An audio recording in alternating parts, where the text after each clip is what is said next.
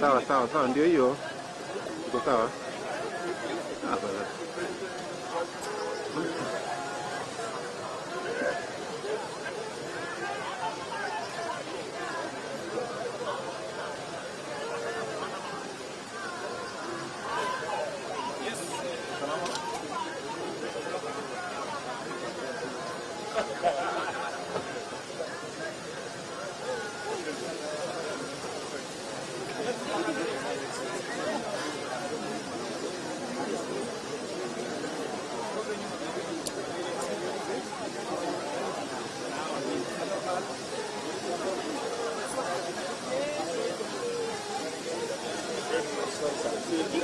Jona.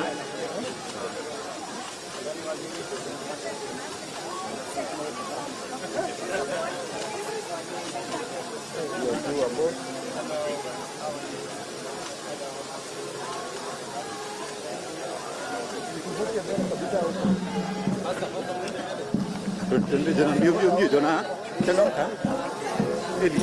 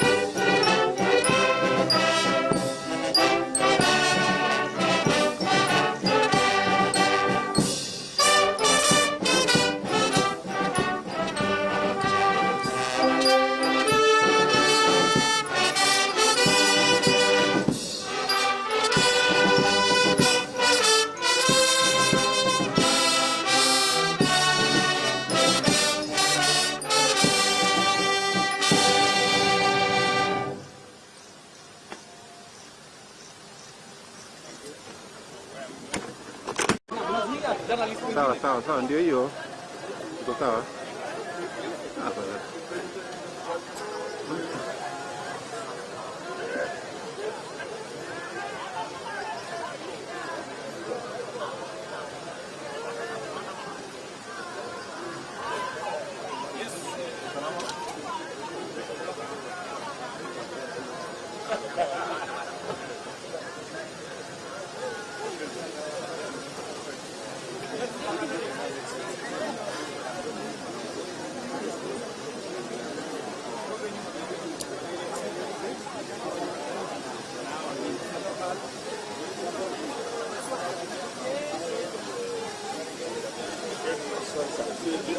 Jona.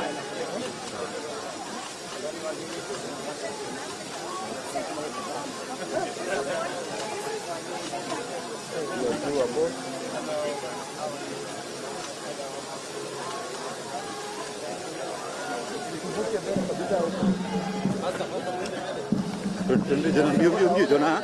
Jangan kan? Ini.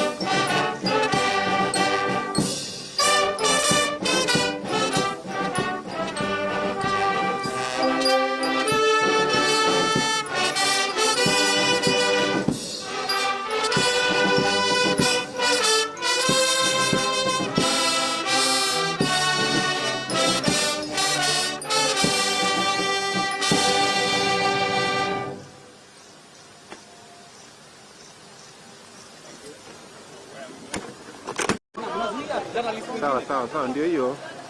Iko sawa? Bala.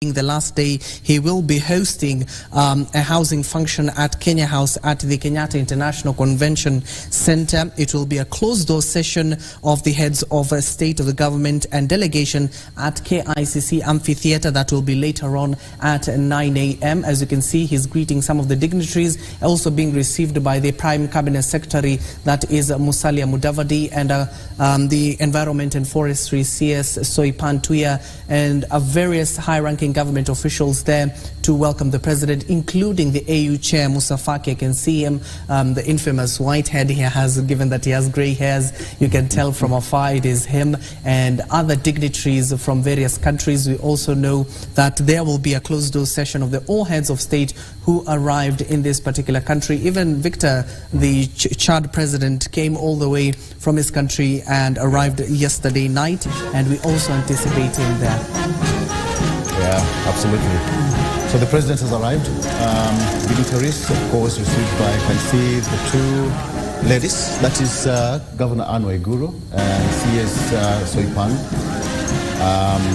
Flanked there, I can see Sakaja, the Nairobi boss.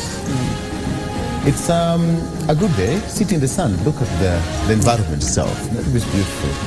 So we are waiting to see how it's going to pan out today, being the last day of this particular function. And at this particular point, ladies and gentlemen, let's take a listen at the national anthem.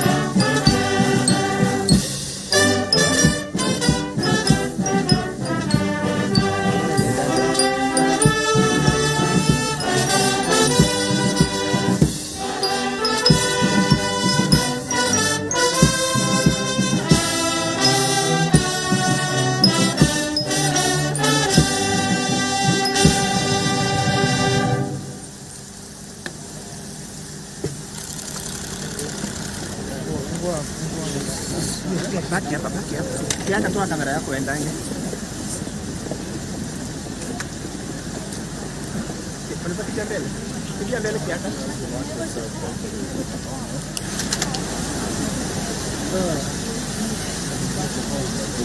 Sawa.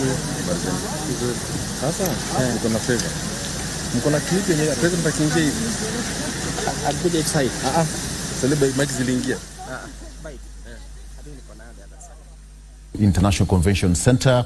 If you have never been to KICC, now you are getting a clear picture and a clear tour of how KICC and the environment looks like. An aerial view. An aerial view. Yeah.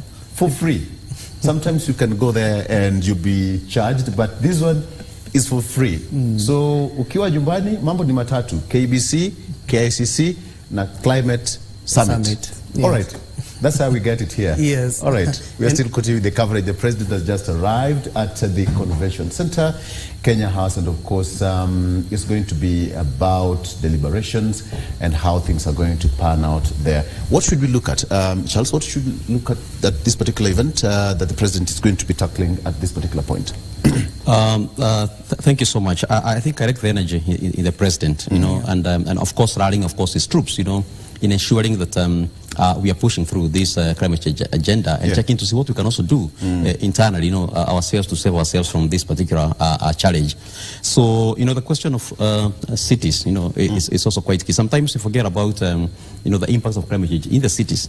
And I think we need to think about, you know, how do we build in resilient, you know, cities, you know, how do we ensure that the population also within the cities, you know, is actually well cushioned against the impact of climate change. You know, when it comes to water shortage, for example, you know, you realize that it hits first and foremost, you know, the urban areas, because, you know, the rivers, of course, will flow from the catchment areas, but that water is what is going to be piped, you know, coming into the cities and so on and so forth. And with our population increasing, realizing that there's a lot of urban, you know, rural-urban migration. Of course, people are coming to look for greener pastures, you know, in urban areas and so on and so forth. It's important that we think about how then we build, you know, resilient infrastructure in terms of our water systems and so on and so forth. Yeah, but again, coming back to finish the conversation around the just transition that you just talked about, you know, given Africa also has an opportunity to emit as we develop. It has an opportunity to take the same trajectory that was taken by the West. But because we're in a green revolution, we have an opportunity to take a different trajectory. And we can be able to utilize, of course, our green, you know, sources of energy. You know, we have solar for almost 12 hours in a day.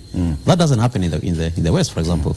We have geothermal potential, we have wind potential, like Dr. Kadambi indicated, and we can be able to tap these resources and take a different trajectory than what was taken by our compatriots from the West. All right. So I'm told that the event has started, so I think it's just good enough for us just to cross over to KICC and take a listen to what's happening there. All right. Straight to Kenya House. All cabinet and principal secretaries present, members of the diplomatic corps, all distinguished guests, all protocols observed. Your Excellency, sir, with your permission, at this point, I would like to invite the Cabinet Secretary for Housing and Urban Development, Zakaria Njero, to lead us in the next part. Tumpigie makofi akija tafadhali. Welcome, sir. Your Excellency, the President, all distinguished guests, ladies and gentlemen, I welcome you all to this auspicious event where we'll be discussing the operationalization of the building climate resilient for the urban poor. We're all aware of the ever-increasing challenges of climate change, urbanization, and social inequalities, and this requires concerted effort in order to limit their negative impact on the vulnerable population. With the rapid growth in cities and urban areas, the number of urban poor population has been increasing, so that we have nearly 1 billion people living in informal settlement. The future being urban, building resilience and enhancing the adaptive capacity of the urban poor to recover from shocks and stresses is a major aspect to be integrated into the climate emergency discourses.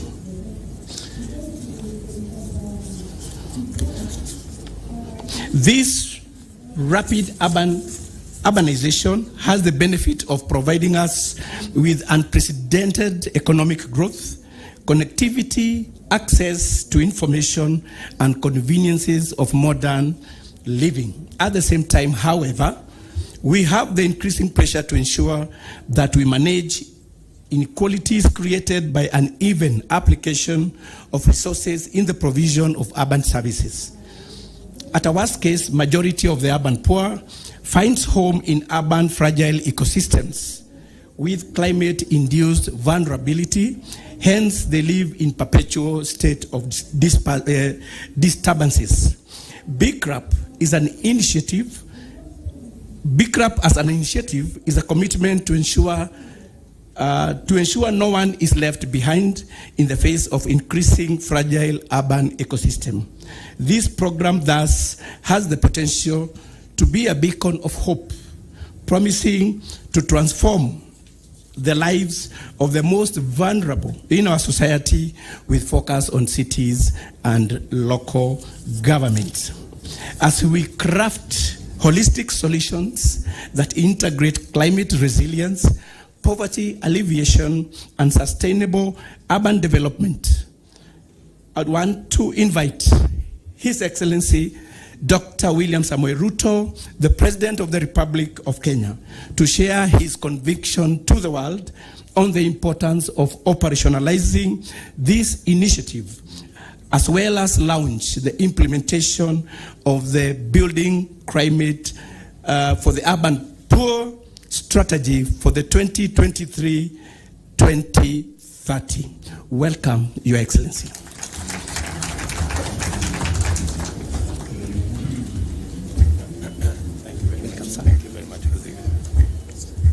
Thank you very much. Please, let's take our seats. Asante sana.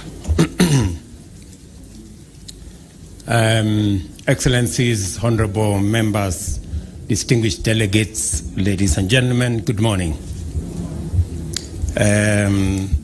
Let me first, on behalf of the people and government of Kenya, welcome delegates who do not come from Kenya.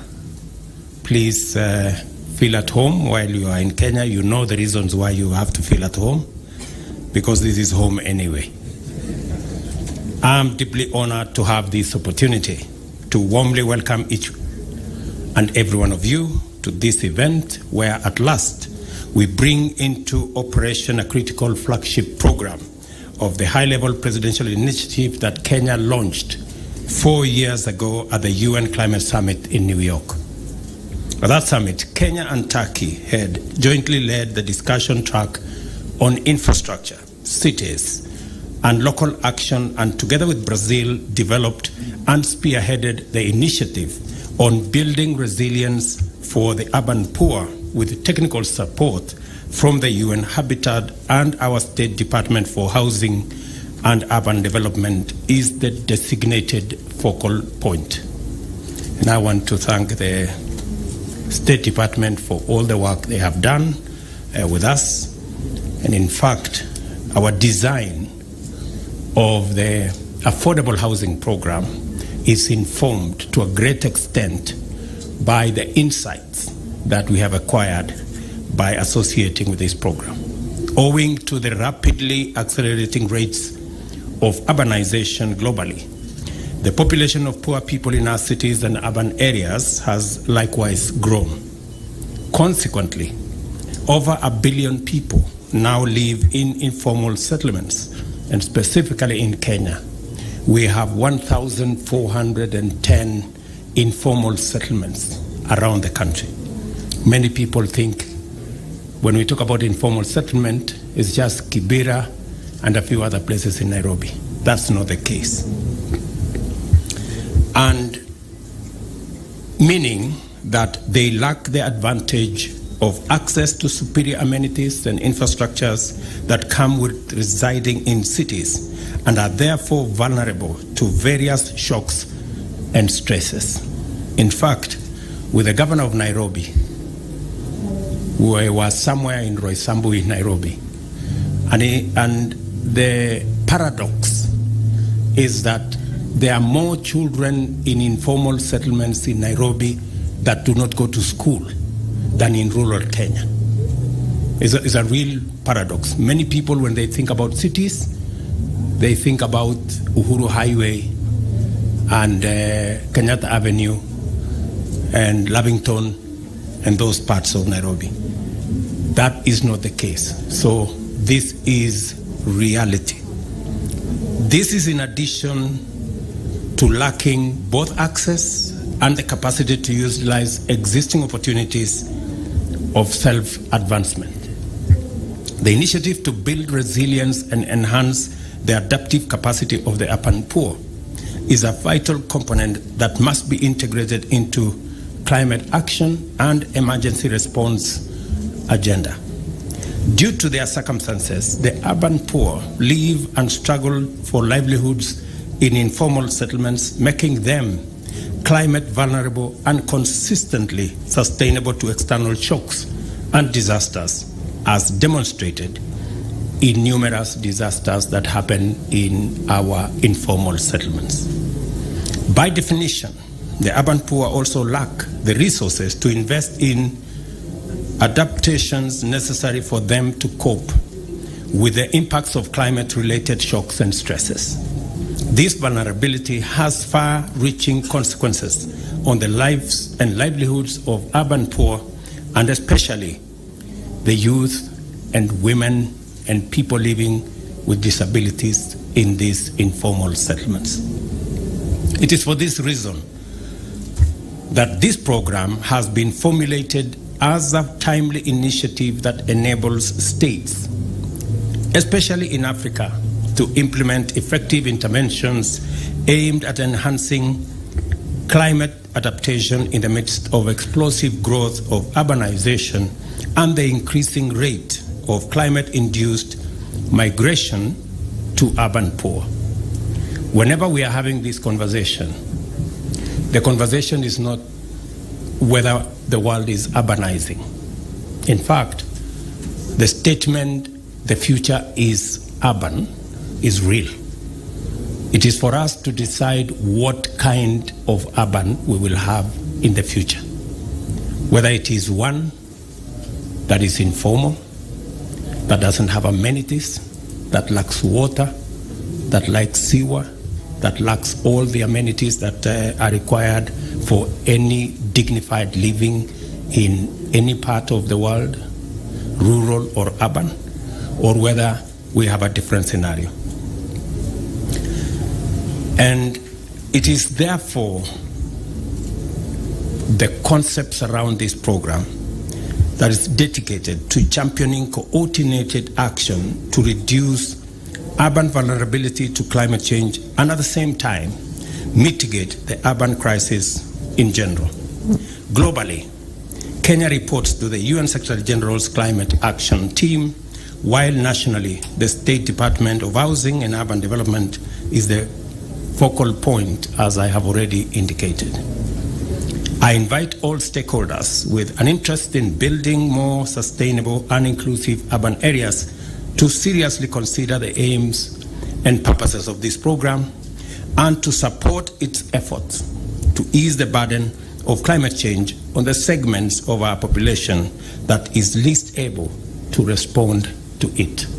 And I'm very happy that we have many governors in our midst because they manage, or you manage, municipalities, you manage townships, and some of the time these are the hotspots that we are discussing in these concepts.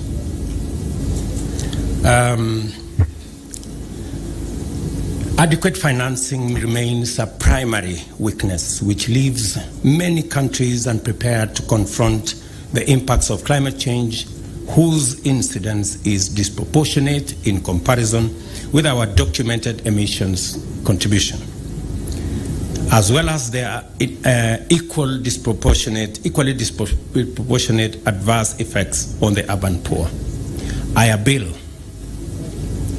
to these stakeholders, including our development partners, to extend robust support to the implementation of this program and its activities, which include readiness programs in diverse areas like water and sanitation resilience, energy resilience, livelihoods and economic systems of the vulnerable residents, urban regeneration, including the reclamation of fragile ecosystems, resettlement of communities, and resilient urban spatial plans, green urban spaces, and developing resilience governance frameworks.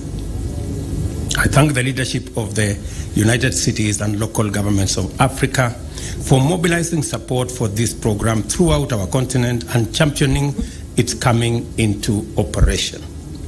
With the clarity of the objectives of this initiative and the dedication of the strong partners that we have, as well as the goodwill and commitment of all our stakeholders, I am confident that this program will succeed in delivering on its mandate.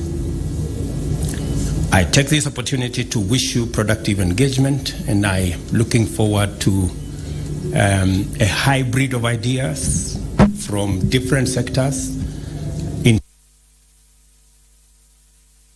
and an open conversation, honest conversation on what interventions are we looking at. Critical infrastructure, critical services in cities, water, sanitation, electricity, roads, pathways, infrastructure, education infrastructure, health infrastructure. These are the critical services that are important, even in the context of climate change. We must be sensitive as to what climate change is doing to the provision and the ability of governments at all levels to make provisions for these services. And as I have said, we are having a very big conversation around finance and about resources and about investments. I remember having a conversation with the governor of Nairobi about garbage and how we need to monetize garbage, how we need to invest in collection, management, and making sure that garbage does not become a problem. In fact, we try and make it an opportunity. And I think so much is happening in that direction. And that will be extended to many of our large and medium cities in Kenya. So these are conversations that we want to work with you. And I want to thank the UN agencies for being our partners. And you have my commitment, that of the government of Kenya, and I can speak with a measure of authority on behalf of our counties that we are all partners in this, and you can count on our partnership, our support, our collaboration, and we will make sure that this goes forward. I take this opportunity finally to wish you productive engagements, robust deliberations, and successful resolutions in all items covered in the sessions that will proceed after this, and await concrete recommendations on this program for integration into the Nairobi Leaders Declaration and Call to Action. Unfortunately, I would have really wanted to sit in and listen to some of the good ideas that will be part of this conversation. But unfortunately, I have to do some other business in the other side of the conference. But I have enough people who will make sure that we get the correct information and we do what we must as government at the national level with the support of government at the other levels. Thank you very much. My very best wishes. Excellency, sir, maybe just before you exit the stage, just to unveil the Building Climate Resilience of the Urban Poor Initiative. If I may kindly request that we sit down for the sake of the cameras as he's doing that, but we can give a round of applause as His Excellency now unveils that. Then we'll also have a brief photo opportunity with, there you go, with that unveiling. Thank you, Your Excellency. Also, as we allow His Excellency to exit, kindly let's not all leave. We still have some sessions that are going on, but that's the Big Crop Implementation Strategy 2023 to 2030 launch. Thank you very much, Your Excellency. And after he has left, we shall continue.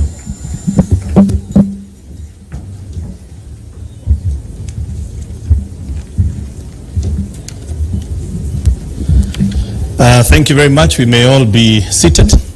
Our program continues. We get to the second segment of this important program. And you can cue the presentation.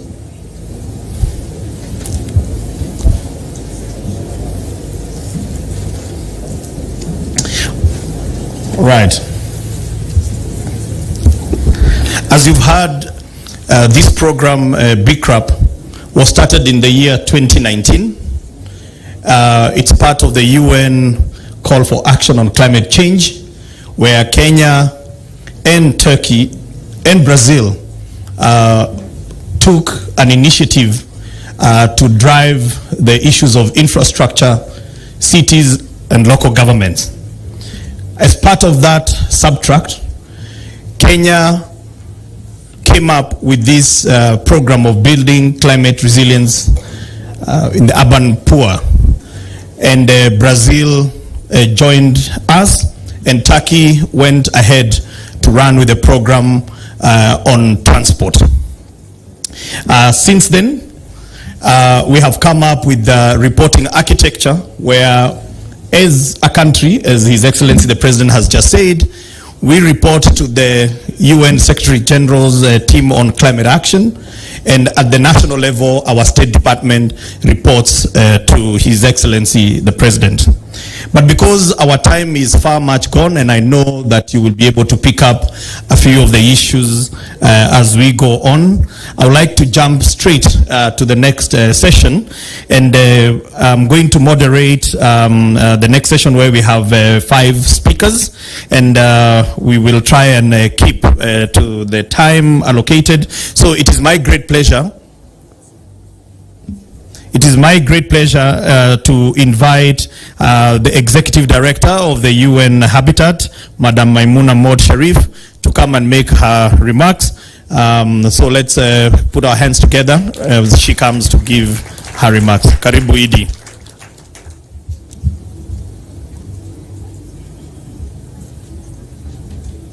Karibu.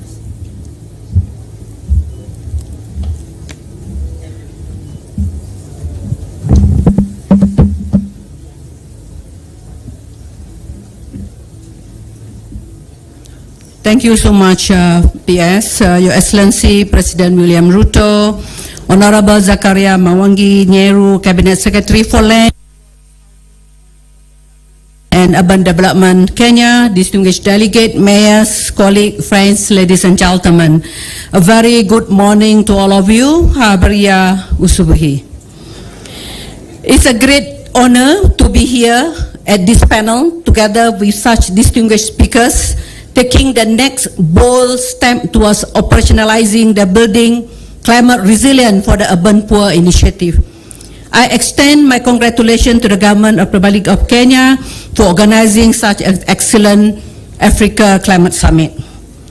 Your Excellencies, distinguished delegate, for short, BCRUP, not that I would like to do its short form, but it's BCRUU, or BCRUP initiative, sits very well in your government mantra in Kenya of bottom-up economic transformation by directly addressing the climate change vulnerabilities of the poor living in urban areas. The timing to launch the next phase of operationalizing the BCRUP initiative at this Africa Climate Summit is not only strategic, but also a clear statement that time for talk is over. It is time for action. As I have given 3 minutes, I would like to keep my intervention to 3 key commitments to operationalize the BCRUP initiative. First, UN Habitat is committed to providing technical input to operationalize the BCRUP initiative by sharing our vast amount of bespoke adaptation and resilient solutions for the most vulnerable communities. Our solution has been tested in over 20 countries across the globe, with a focus on least developed countries, and also small island developing states.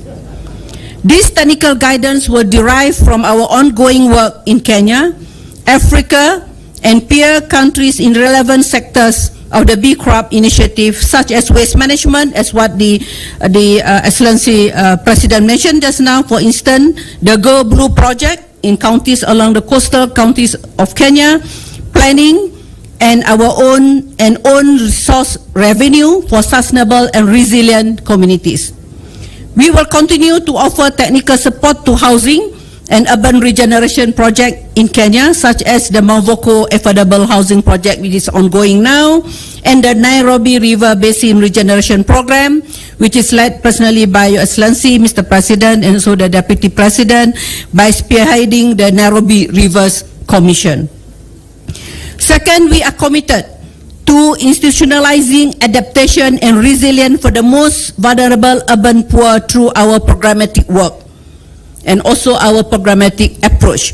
Through the United Nations Sustainable Development Cooperation Framework, UNCDF, 2022 to 2026 for Kenya, BCRAP became one of the joint program for the Kenyan country office and the 4 other agencies. At the second session of the UN Habitat Assembly, Member States adopted a historic resolution on adequate housing for all, renewing their call to prioritize adequate housing and view housing as a human right for the first time since 1948, when the Universal Declaration of Human Rights was adopted. Last but not least, the partnership and network around BCRAP to support mobilizing, finance, and bring the needs of the most vulnerable urban poor to the center stage of the global climate discourse. I'm happy to announce that UN Habitat will support the COP28 presidency in hosting the second iteration of the ministerial meeting on urbanization and climate change at COP28 in Dubai. And this ministerial meeting on urbanization and climate change will be the curtain raiser of the thematic day on the multi-level action, urbanizations, built environment, and transport at COP28. We definitely will bring the most vulnerable in our cities to the UNFCCC and COPs and the implementation of the Paris Agreement to the cities. We already launched the strategy. I think now is the time for us to work together. We were involved in the formulating of the strategy, and now to dissect the strategy and form a local action and come and also fundraise together to implement the program that is stated in the strategy plan. It is time to join forces to scale up our efforts and build resilience for the most vulnerable urban poor. You can count on me, you can count on UN Habitat. Thank you, asante sana.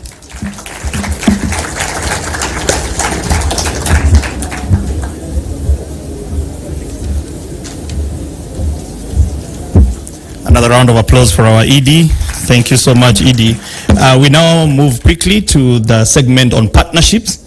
And our first partnership is with the United Cities and Local Governments of Africa. We are so glad to have you as our partner on this journey. About 2 months ago, we entered into an MOU where now BCRAP has been made a regional issue. So, ladies and gentlemen, it is my pleasure to invite Jean-Pierre Elong Bassi, my good friend, to come and make his remarks. Karibu. Welcome. Good morning. It's always very difficult to speak after the President of the Republic of Kenya, Dr. Ruto. He's so eloquent, so engaged, that I'm being shy to address you at this moment. Honorable Cabinet Secretaries and Ministers here present, county governors, mayors, and leaders of local governments, development partners, civil society, informal settlement organization. I'm addressing you on behalf of the United Cities and Local Government of Africa, the umbrella organization of this fraternity, and the mouthpiece of almost 16,000 local government on the continent, representing 350 million people. So I'm a heavy weight in front of you. But let's start by recognizing that this Africa Climate Summit has been a landmark event, very well organized, and we are happy as the local government fraternity of the place and role that our local government community has gained in this summit. I hope that is one for all, that we will be local government part and parcel of any climate conversation. And I'm glad that, let's say, the poor part of our cities has been honored by the President of the Republic himself. And I hope that everybody knows that President Ruto is also the chair of the Committee of Head of State of the African Union on Climate Change. So this recognition of slum dwellers, informal settlement people by President Ruto means two things. First of all, I know that most of you know the background of this man. He is coming from informal settlement. And he has a promise, while I follow some of the event going on in Kenya. He made the promise that his leadership will bring about change in the living condition of the poor neighborhoods. And him championing B crop means that he's keeping his word. And let us put our hand together to help realizing this promise. This is my first comment. The second comment I have is that all this is stemming from a long journey that Kenya have been championing with Brazil. President Ruto said at the UN Habitat Assembly that he was joking. He wishes that COP28 will be the last COP. Why did he say so? Because I think we make statement, we take engagement, and we don't implement much. B crop is about implementation. And when my sister Maimuna says everybody should join hand to help implement B crop, we are totally dedicated to that. And UCLG Africa, because is the reality of people living on the ground, has been chosen by the African Ministerial Conference on Environment to be the host of the African Adaptation Initiative.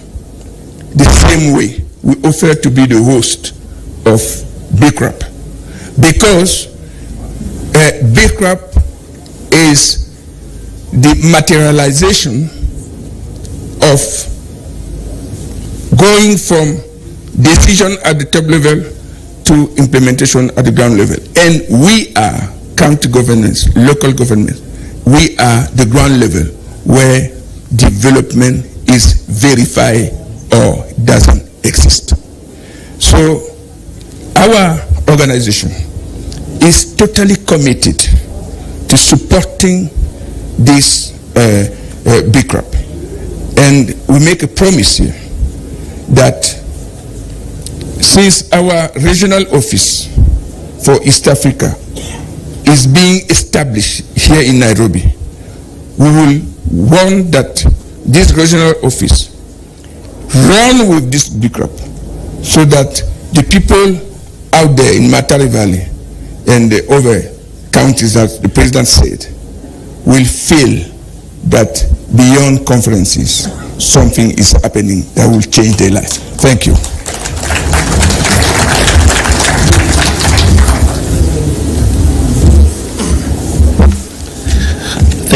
Thank you very much, Secretary General.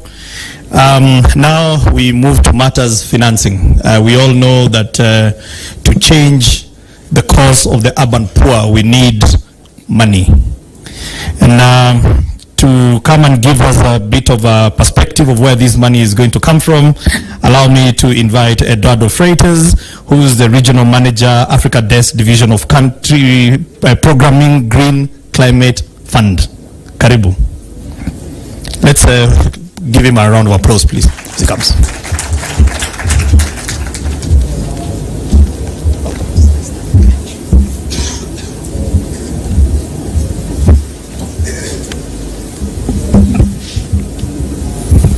Thank you, CS. First, let me start by thanking the Ministry of Lands, Public Works, Housing, and Urban Development, and PS for the invitation for the GCF to join this distinguished event. To Excellencies, colleagues, partners, distinguished guests, thank you for allowing me to speak a few minutes. I feel like the second shy person to be on the stage today. Mr. Embassy, you are eloquent as well. ED, very eloquent. And of course, His Excellency has been the first one to start putting me in a bit of a shy position, thinking I'll be on the stage right after this. So thank you very much. First of all, let me start by saying that we have been working with UCOG. Since recently we've approved a proposal that they requested to strengthen the climate capacities of local governments so that they can take their leadership role in planning investments for the GCF and expediting investments that the GCF can bring to the ground. This is a preparatory support work. We cannot stop there. We are working with UCOG already, thinking about BCREP, but the work has as end goal to bring investments to projects and programs. Today, what I wanted to do, I'll be looking at a bit of my script here, but is to make sure I don't forget any point about what the GCF has been looking at when it comes to urban resilience, because I want to stress the alignment between the GCF's discussions and BCREP's objectives and outcomes. A vast majority of cities in developing countries today still struggle to have regular and uninterrupted access to development and climate finance, to prioritize green and resilient development and projects, and most of all, to understand how to optimally sequence and target interventions towards achieving the most ambitious and resilient climate impact for the urban poor, for their communities, and for societies at large. There is a huge gap between what is needed and what we're able to finance today. And more focus is needed on adaptation. We understand and we want to bring more focus on adaptation, particularly in LDCs and in SIDS. Partners with the GCF have assessed recently that there are areas where mature technologies exist and have the potential to bring and deliver high-impact, cost-effective climate benefits at scale with local benefits as well. These areas include decarbonization of urban energy systems, scaling up distributed renewable energy, for instance, energy efficiency in building stock with retrofits, with construction of new green buildings and districts utilizing ecosystem-based adaptation, compact and resilient urban development with integrated planning and investments to avoid or reduce the need of transportation demand, to integrate ecosystem-based approach into urban planning, and circular urban economy, shifting away from the current take, make, waste urban economies of today. These are just a few of these paradigm-shifting pathways that we want to invest in.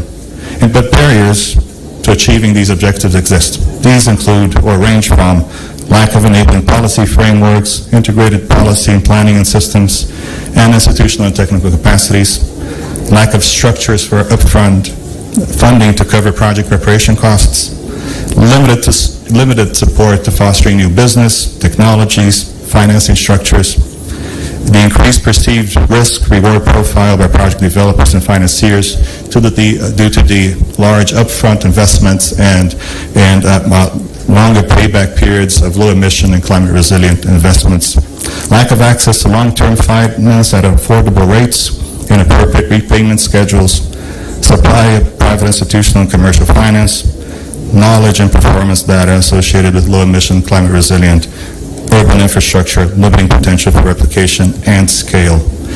The GCF wants to help remove many of these barriers. Some of the work, as I was saying, we have started with readiness investments with UCOG We have partnerships with UN Habitat. We're happy to discuss today with Commonwealth how we can partner as a global network to remove these barriers on the institutional, the planning, on the technical institutional capacities, on the modeling side, on capacity to develop pipelines of investments, but first and foremost, capacity to develop, sequence, prioritize investments that the GCF can make so that we can bring money to the ground and to projects. We're committed to doing that. UCOG is one example. Through readiness, we are also launching this month a methodology that we believe will help project developers, communities, partners to expedite the presentation of a concept note for the GCF. There are steps we believe that can be streamlined and it's expedited, so we were happy to launch that here at this event as well. And we are committed to moving forward. Thank you, together with you. Thank you very much.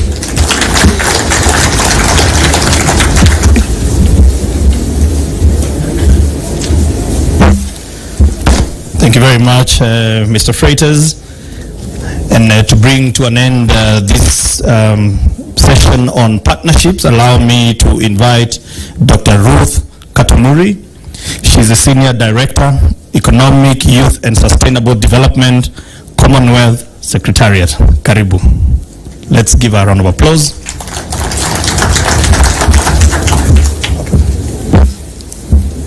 Good morning, everybody, and karibu, asante sana.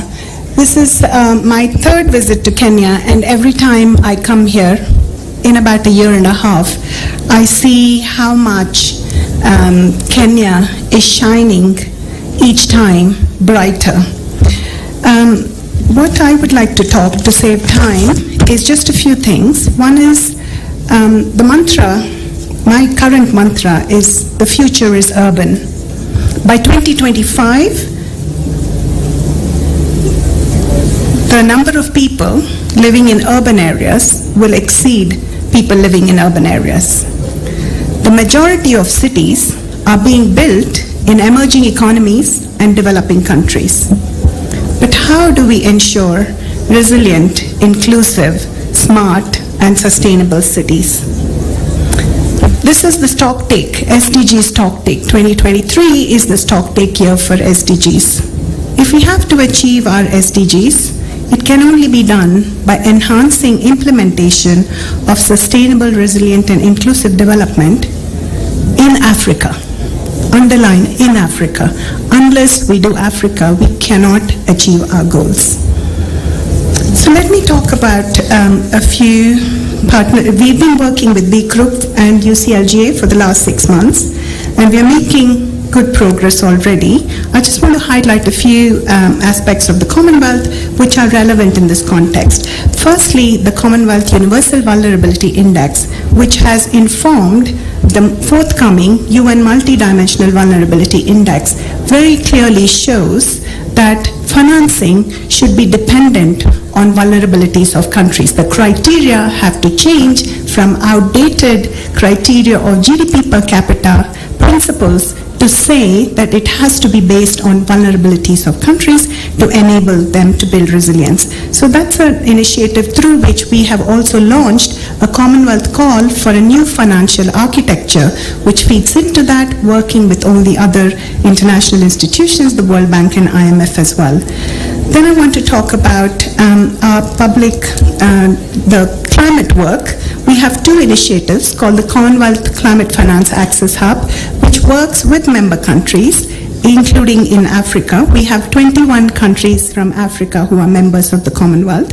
We work closely by embedding our advisors in the country to give capacity building and technical assistance to enable them access global climate funds. That includes partnership with the GCF. And to date, we have been able to achieve about $310 million worth of funding for our countries directly.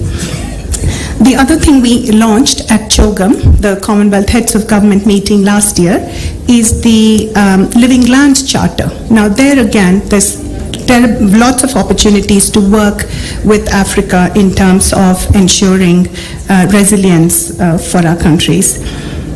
Then in the context of sustainable urbanization, this was a mandate that was launched at CHOGM 2022, and this is part of what we're trying to work to build that partnership, to work with our partners in a way, how do we achieve these goals together.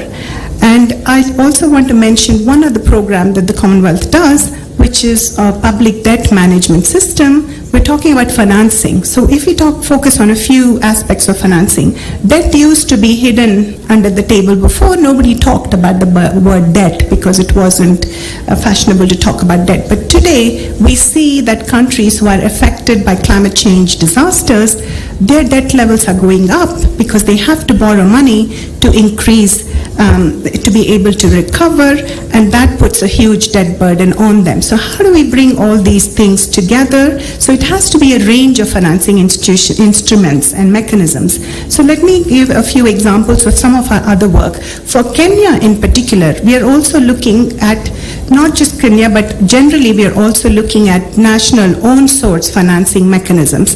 And that there are a few examples. The case of Kenya very strongly shows the diaspora investment would be a very good source of development financing that diaspora are interested to invest into Africa. The same way, even debt by doing fintech. Kenya is another leader in fintech.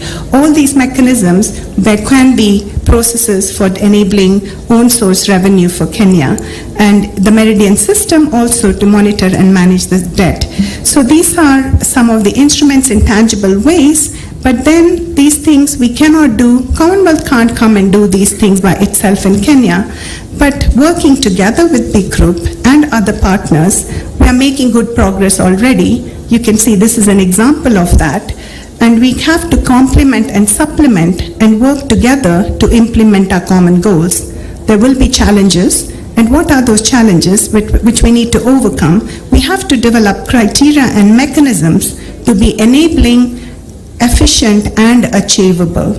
And so we look forward to working with other new partners who are here today, as well as we see that the President, by personally getting involved in this work and launching this initiative, gives it commitment and further impetus.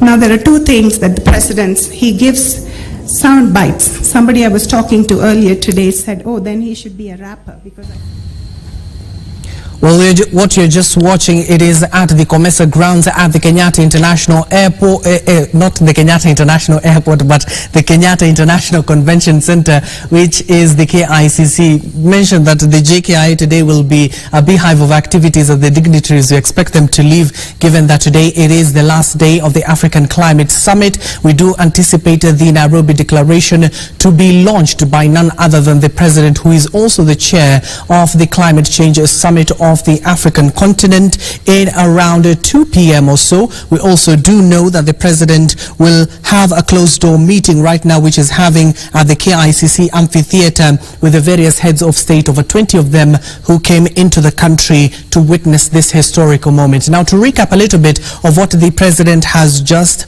launched there, it was about the Building Climate Resilience Urban Poor. He